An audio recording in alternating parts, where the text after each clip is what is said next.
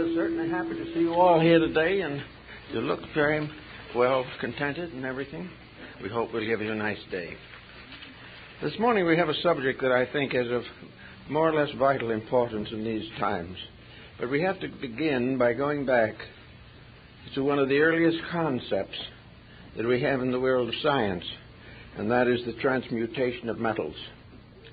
We do not know where alchemy, as we call it today, originated, but the present word is derived from two comparatively recent terms, the word chemistry and the ancient Hebrew and Greek and Egyptian syllable El.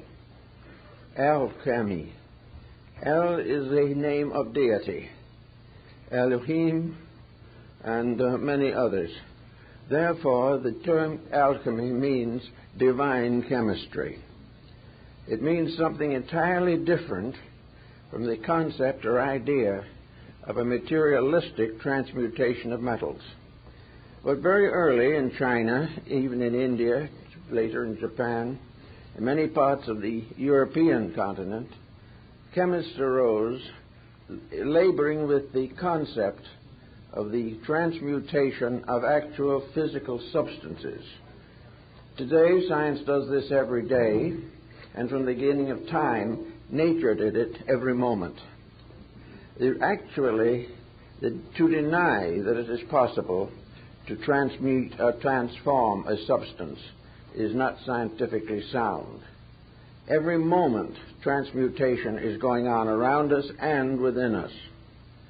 The whole system of digestion, the nutritional problem faced by every living creature, is a fine example of basic alchemy, a divine process of transforming substances until they serve the various utilities which are necessary for survival. Paracelsus von Hohenheim was a physician for the family of the Fuggers in Germany.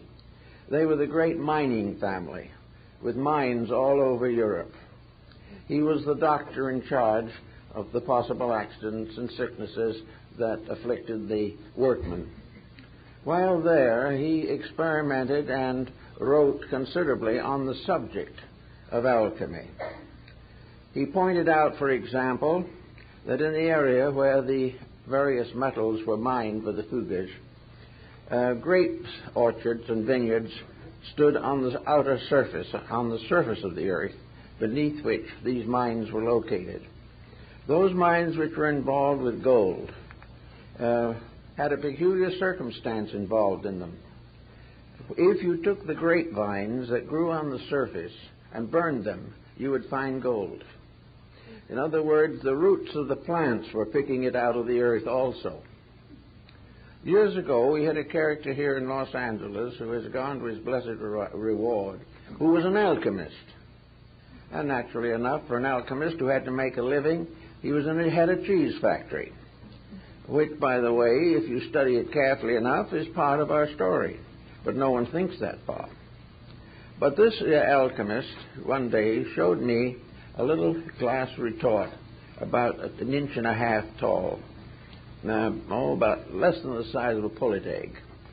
But in this was a little rock, and on the rock was a tiny flare of gold. It looked under a strong glass like a little flower, but it was actually gold growing in an hermetically sealed vessel.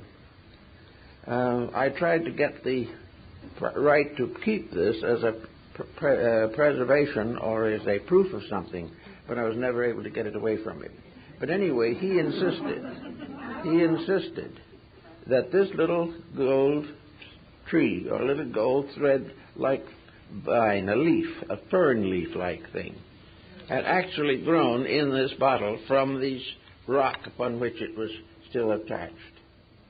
That actually gold grows. Von Hohenheim also stated this, that areas where mining had exhausted all known gold supplies, 100 years later, gold was found again. In some way, gold continued to reproduce itself from a kind of seed.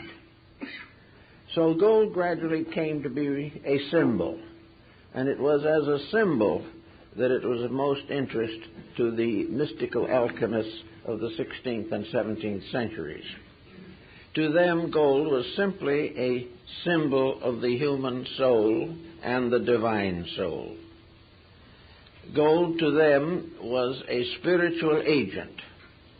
It was a symbol of what man is as a mortal creature, and how this mortal creature can be transformed into a divine, enlightened power. Gold in alchemy in the 17th and 18th century was a synonym for soul.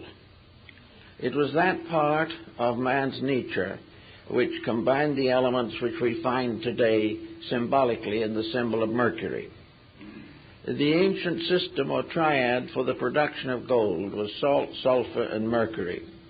Salt being a symbol of body, sulfur being a symbol of spirit, and mercury being a symbol of the binder or the uniting substance, that which was capable of transmuting one into another. Therefore, the human being, in a sense, is spirit, soul, and body. The spirit as belonging to eternity, the body belonging to the earth and matter, and mercury a mysterious symbol to the combination or union of heaven and earth in the transmutation of life from a divided substance to a united essence. This type of thinking was the problem of almost all of ancient philosophy. Paracelsus and others warned the alchemists not to center their attention upon the transmutation of metals, but, as von Welling tells us in one of his alchemical writings, that which is true on a spiritual level must also be true on all other levels. And if it is possible to transform mortality to immortality in man, it is also possible in nature, it is possible in all the kingdoms of life, and it is possible of all the substances which make up the created universe. So Paracelsus did not deny the transmutation of metals, but warned that the acceptance of this as the primary factor in alchemy was a mistake, and that as a result of this mistake, most alchemists failed, because they failed first of all to set up the transmutation within themselves, by means of which the true understanding of the mystery could be developed within their own consciousness. In other words, as another alchemist said, there are seeds of life in everything. In India and China and Japan, these are called the Buddha seeds. They are the seeds of all essences and substances. All things grow from their own seed, root, or cause. And the cause of immortality is in every created mortal creature. The seed of immortality is in man. The seed of all knowledge is within the human being. The seed of all hope and of all life and of all wisdom and all understanding, all these are locked within the individual. And they must grow as plants grow. They must gradually overcome the resistance of ignorance. They must day by day and year by year spread their life in all ways. The tree of wisdom grows from the human mind. The tree of love comes from the human heart. The tree of God comes from the eternal seed within the consciousness of the human being. So all of alchemy was primarily a release or a revelation, a transmutation of ignorance into wisdom, a transmutation of death into life everlasting, a transmutation of ignorance into wisdom. And all this was done by a very elaborate process. The secrets of transmutation are beautifully and symbolically set forth in a number of works. Many chemists were deceived by the terms, however, and felt that the formulas were purely physical, but they were not. They were all keys to the release of the infinite life locked within existence itself. Transmutation was transformation, regeneration, resurrection. restoration, reformation, all these things are releases of the seed of eternity within time, the seed of life everlasting in the symbolic substance of illusional disintegration. So we take this point to view a little bit to study the subject which is of great concern to us at the present moment, the regeneration of human society. Now, there are many attitudes on this particular subject. Many feel, for instance, today, in a general disillusionment, that the hoped-for restoration is far removed.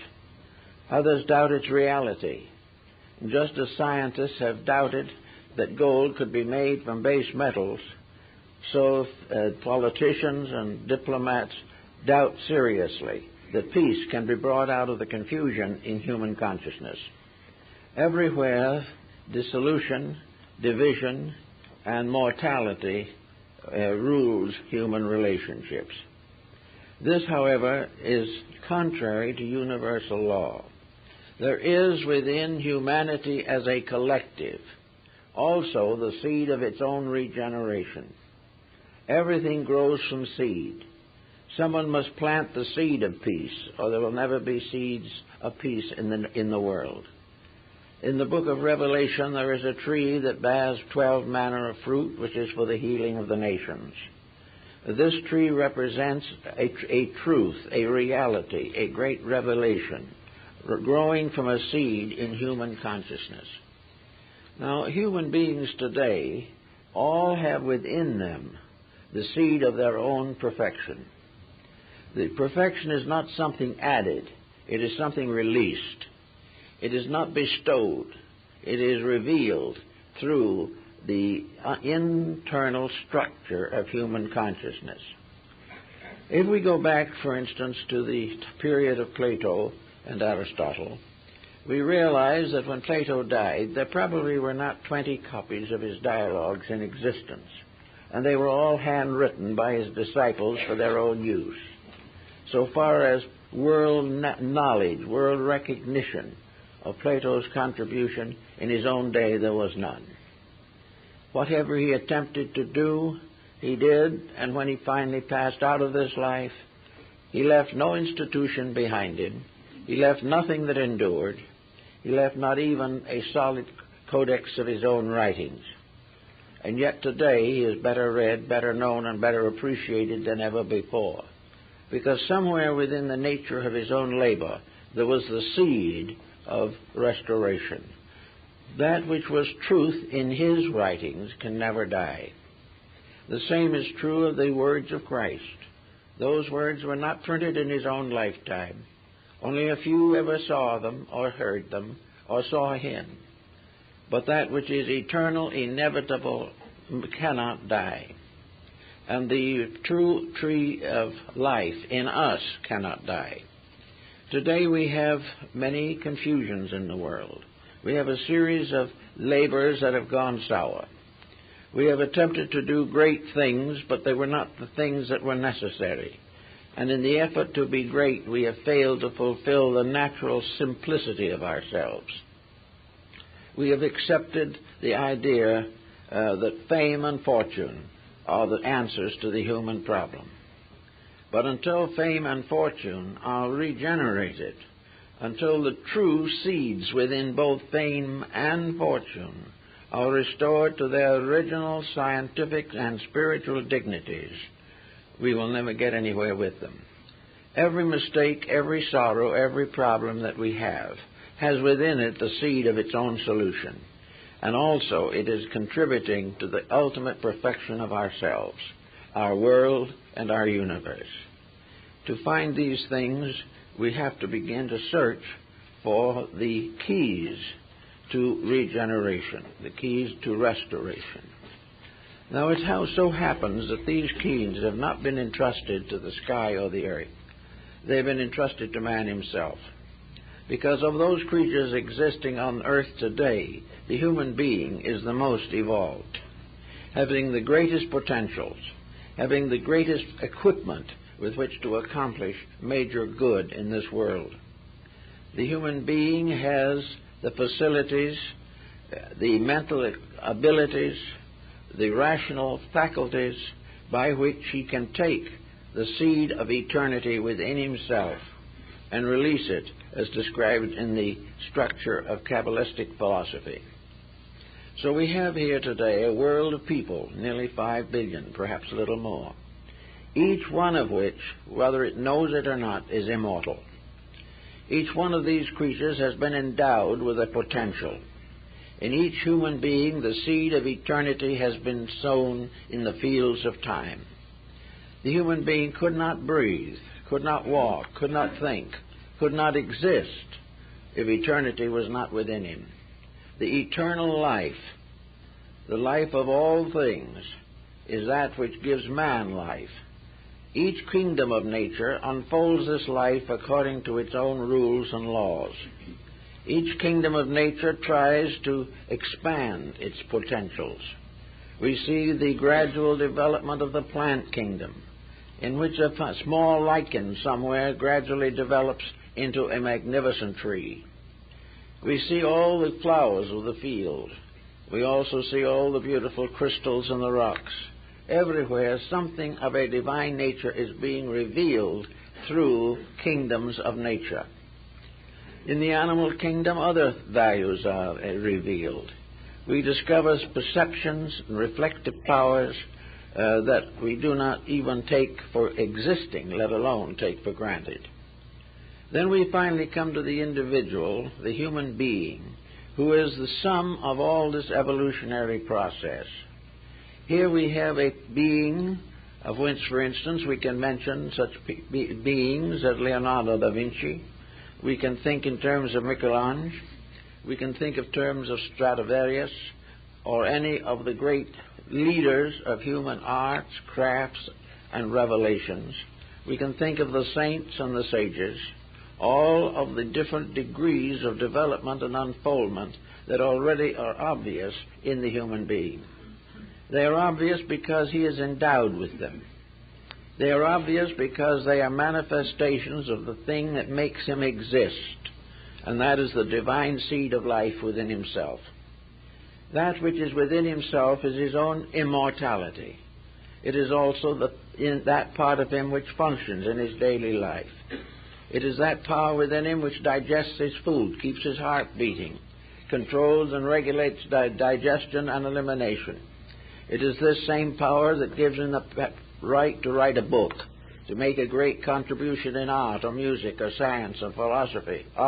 All the different departments of life arise from one tiny seed, the divine seed in man. It is this one divinity which is the unit. This is the monad of existence. This is the one from which all things come. And yet all things in their infinite divisions are still one. From one source all knowledge arises. For one purpose all knowledge exists, and that is the perfection and growth of living things. In our course of life, politically and socially, we have forgotten almost entirely the part of ourselves which alone can be solutional. We cannot solve with the mind unless the mind is inspired. We cannot create with the hand unless the hand is regulated and guided. We cannot create with the body unless the body itself responds to a divine eternity within itself. So here we are, human beings, each with a different kind of destiny, each dedicated to some purpose, each one hoping, fearing, believing, each one living and dying within a peculiar situation in which the real reason for the whole thing remains unknown. We do not today believe or realize the power of this seed germ within ourselves, which seed germ is eternity, hidden within the folds and regions of time. This inside thing is that which has to be released.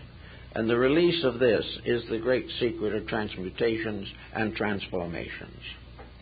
Everything depends for its survival upon this submerged, hidden source of life within ourselves. It is the spark of eternity in us upon which we depend for everything. And when that leaves the body at death, it takes with it every activity, every process, except disintegration. This is one of the reasons why it seems as though in this world there's been a great overlooking of something. We have been trusting each other on a level which is not trustworthy. We have tried to work out our problems without bringing into focus the one solution that is possible, and that is the release of the eternal plan through ourselves. It is the same with nations. From the beginning, nations have been compound individuals. They have existed with temperaments and dispositions. They each have their own peculiar specializations in life. They have their languages, their customs, their arts, and many times their religions and their languages. All these are parts of a unit, and the unit of a nation is a kind of collective atom. For each atom is a personification of a racial, a cultural, or a social problem or pressure. So in the atom problem, we have the atom who is Greek, the atom who is Chinese. But we also recognize that each of these compounds is ensouled. Each one of them exists as itself rather than falling into chaos, because the entire structure is embodying a principle.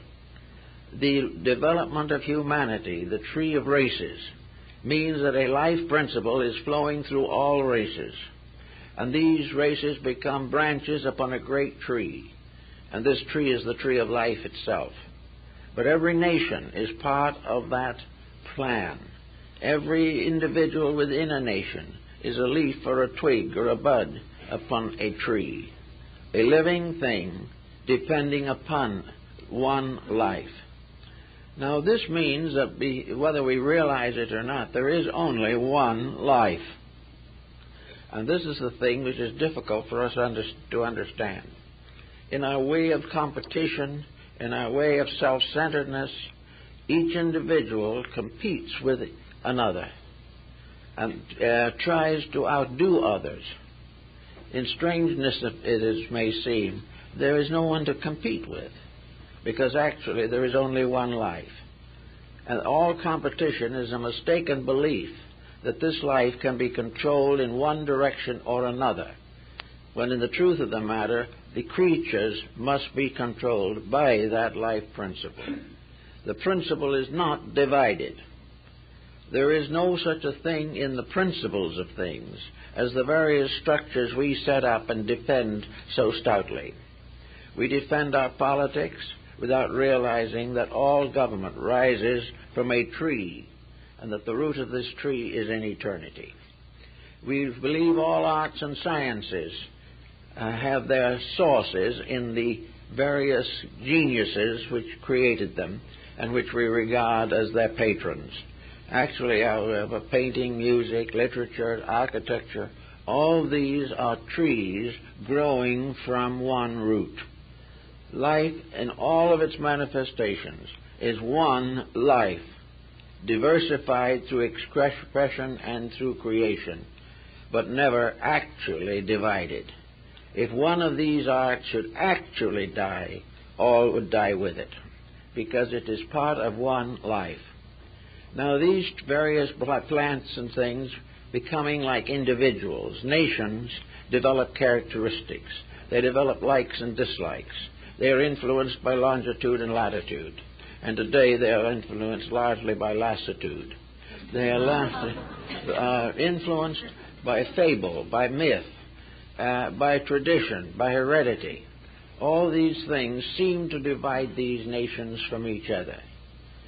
But as we find so clearly pointed out in the Shakespearean plays, some of them, especially The Merchant of Venice, every one of these various factors depends upon a common feeling, a common reality. If a child dies, does not its parent weep, regardless of race? If someone is killed in an accident, is there not a tragedy, whether we know that person or not? If a nation destroys itself, or tries to, is this not a catastrophe, regardless of what nation it is? Is it more beneficial to life for a small country to die than for a great one? All are one. There is only one nation, and that is the humanity itself. There is only one art, the art of living. There is only one science, the science of salvation. There is only one religion, eternal hope of good. So if we can begin to get this oneness out of to where we can see it, it can do a great deal with it. And yet to the average person, this oneness is more or less obviously necessary, but no one pays much attention to it. We think of each person coming into the world as an individual, free to do what they want to do, and that the life within them is bestowed in order that they may be able to do what they please. So the divine within us is used to advance the human and material ambitions that we develop. Each person seems to feel that he can build a different structure upon the one life which made him alive. He seems to believe or think that he can create a destiny for himself, using this one divine power as eternal life, but that divinity is merely a fuel which permits him to do as he pleases. Then in spite of everything to the contrary, the individual is not responsible to anything for the use he makes of everything. This is a factor which we have never been able to completely overcome. But we're getting more and more into the situation where if we can't understand it, we're going to be in a very bad way. We are still hoping that some way, in some manner of our own conjecturing, that we're going to be able to arbitrate these differences, that each individual will be able to continue to do as he pleases, but in some way the power to please in a destructive manner will be reduced. I think the answer to this is something for science to give a lot of thought to, because the first thing we need to know now is the thing that science can't tell us, and that is, what is life? What is the eternal energy that sustains things? What is the mysterious seed from which all life comes? In what ground is mortality planted? In what part or field of space does evolution move? Actually, we have to look very carefully to see what is life. Is life motion? Not necessarily. Is life ambition, hope? Is it tragedy or comedy? Is it contained within any structure that we have developed? The only sensible way that we can really approach this is the way we have never used, and that is to recognize that in substance all of these things are the same. They are all specializations within an indivisible reality. While we try to make separation real, while we are in a competitive relation with life, we cannot transmute our own activities and restore the unity which is necessary for survival. We have to gradually recognize this problem of alchemical transformation.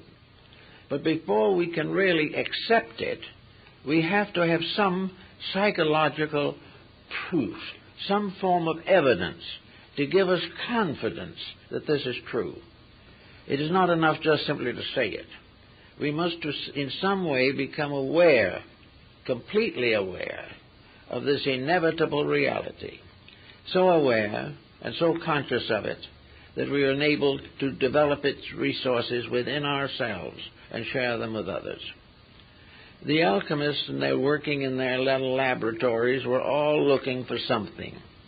We find many accounts of them, and in several great European cities there are the old buildings called the houses of the alchemists, famous even now because at some time a mystical chemist lived there and labeled to perfect his works.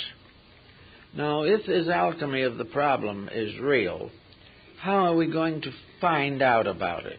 How can we transform this searching into a discovery.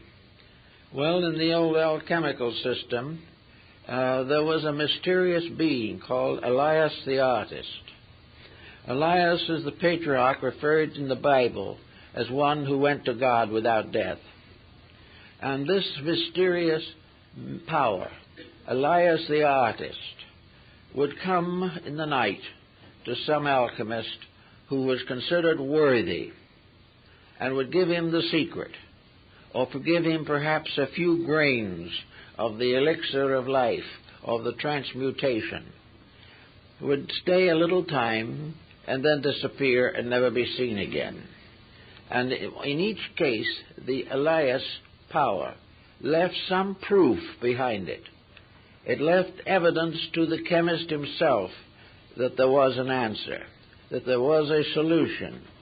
And in some cases, as in the case of Sandovigius, this powder actually was used by him to transmute base metals.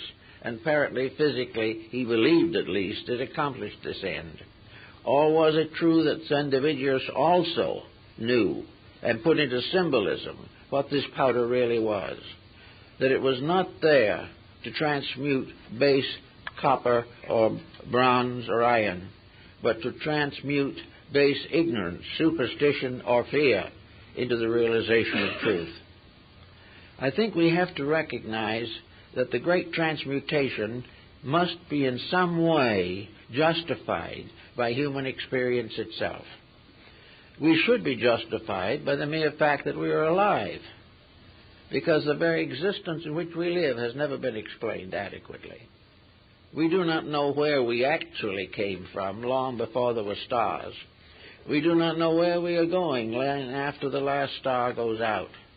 We do not know what we are made of, except of substances that are held together by a strange magnetic chemistry. We know that we live from day to day upon life. We know that the very process of digesting food is an alchemical process. But we also must realize that this process goes to the acceptance and digesting of experience, which is another kind of food, a kind of food that nourishes the mind and understanding. That we must also experience the mystery of love, of divine acceptances of things. These are foods which must also sustain hope within the individual. Therefore, those things necessary for the attainment of the alchemical transmutation must be experienced within the person. He must become aware of these truths, and he must be able to apply them socially upon the different levels and parts of his society. He must understand what governments are. The governments are nothing but the hollow shadow or extension of a divine way of doing things, and that as long as any government differs from the archetype from which it came, it cannot fulfill itself. Therefore, governments must be regenerated. They must be reformed, revised, and restored to their original purpose, namely the purpose of fulfilling the infinite unfoldment of the divine purpose in creation. While governments are dependent entirely upon books and codes and creeds, or laws are passed only by those who are themselves ignorant of what law is, or where it comes from, or why it is, or what it must be, we are in trouble. But as long as we are willing to build our laws solely upon previous laws, or upon the previous incumbent in public office, we will never get to understand the final great fact, namely that all things obey except man, and out of his disobedience fell the angels. Every part of nature except man is incapable by its own constitution of actually violating universal law. It has no initiative. It has no free power to become a separate creature. Man is separate. He is separate because potentially he is capable of a greater advancement than any other kingdom of nature on this earth. He is the leading power here. All previous embodiments on this planet have been leading toward him. They have been gradually releasing that part of his own potential which enables him to stand and proclaim his existence. This, however, is not to be the subject of great rejoicing, nor is he to become completely overwhelmed by his own egotism. The fact that he exists is a remarkable thing. The fact that he can exist well is a still more remarkable thing. And he hasn't quite gotten there yet. But he is hoping. But his hopes have to be brought into some form of pattern. And when the old time, in the Bible, they spoke of the earth as a garden and considered that man was the gardener. Well, a gardener is one who takes care of the plants. We're not really doing that. As gardeners in the garden of life, we are not protecting it. We are exploiting it. We are not doing all we can to preserve it. We are doing all we can to make it a servant of personal ambitions.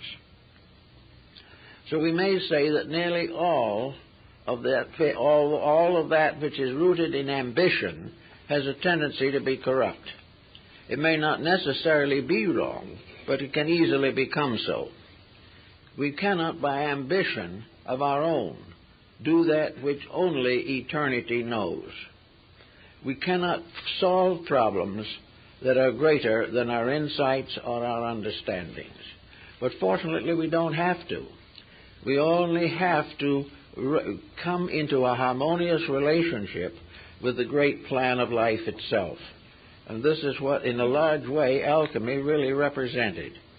It told us through human digestion and the digestion of metals that there are processes going on that if we do not interfere with them, corrupt them, or pervert them, are magnificently sufficient. The only thing we can do is cut ourselves off from life by the misuse of it.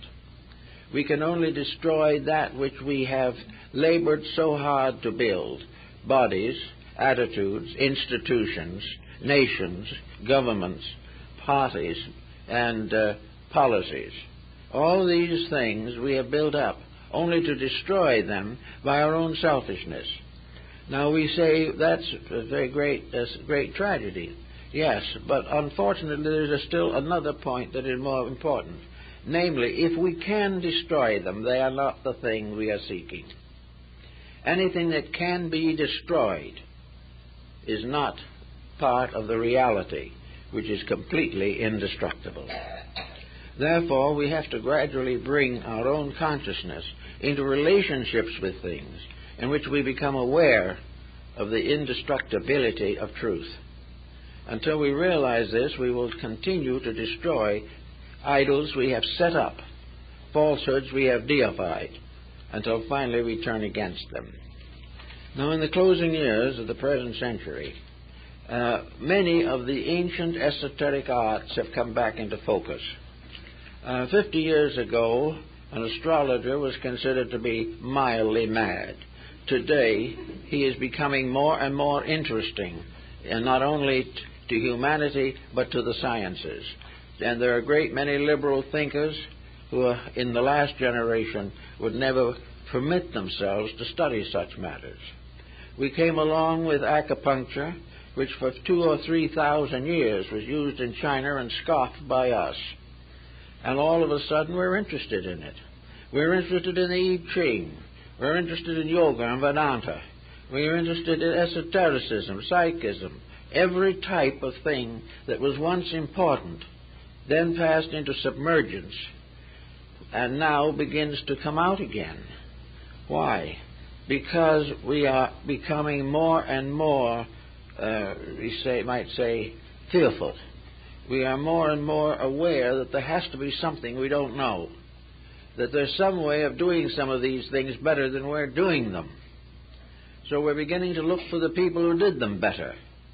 And we suddenly realize that they are the ones we've been making fun of for centuries, because we believe so firmly in our own mistakes. Now, the coming way of thinking has brought back a tremendous revival in alchemy. Alchemy is flourishing with new books, new publications, new exponents, new researches, new projects every day. But there's one thing we have to beware of, and that is, as Basil Valentine pointed out, the great chemist, woe unto the gold makers.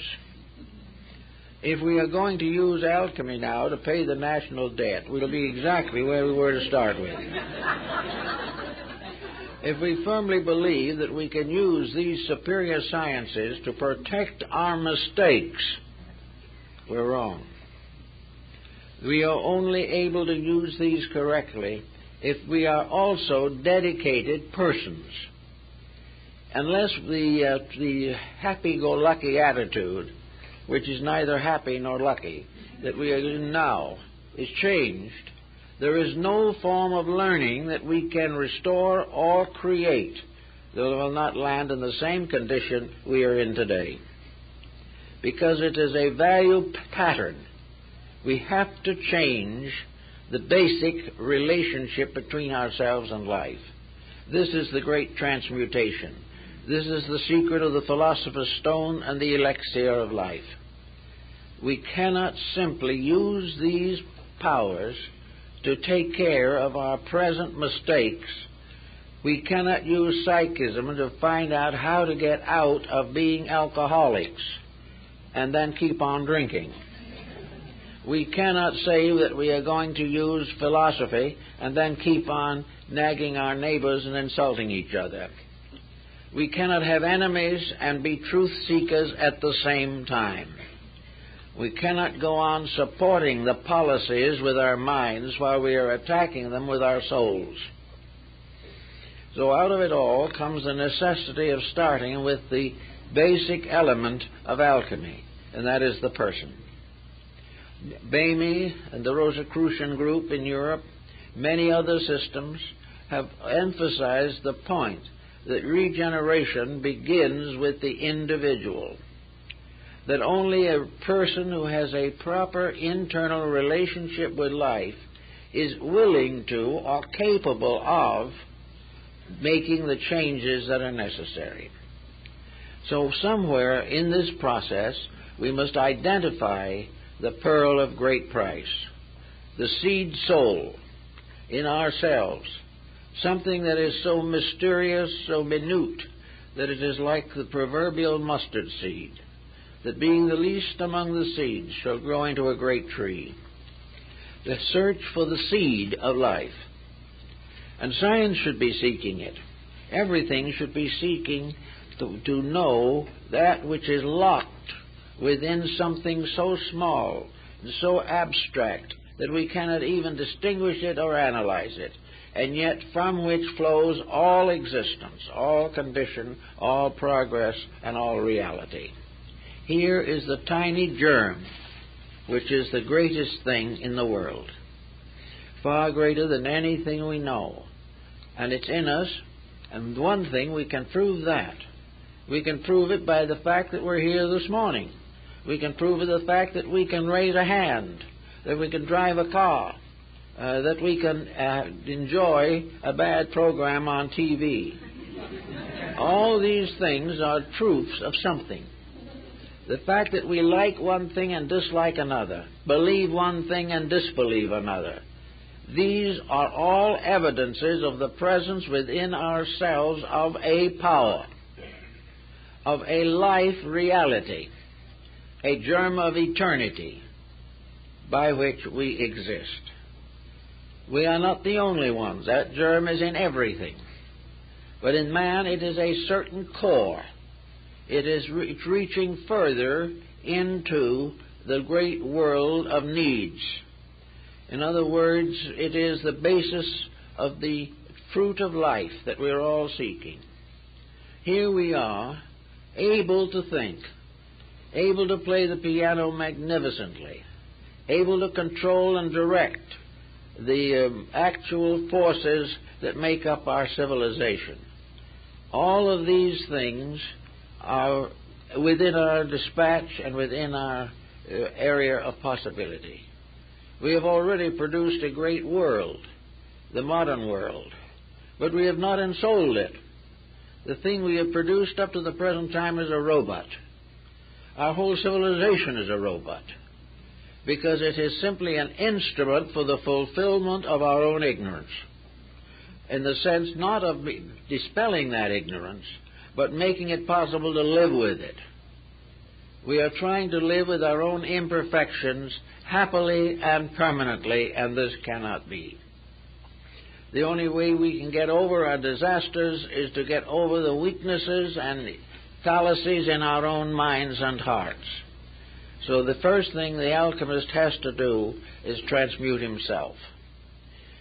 He has to make sure that he deserves greater power than he has. He must make sure that if he is appointed to public office, he will be incorruptible and will also vision clearly within himself the true needs of people. If he does not know what they need, why should he govern them?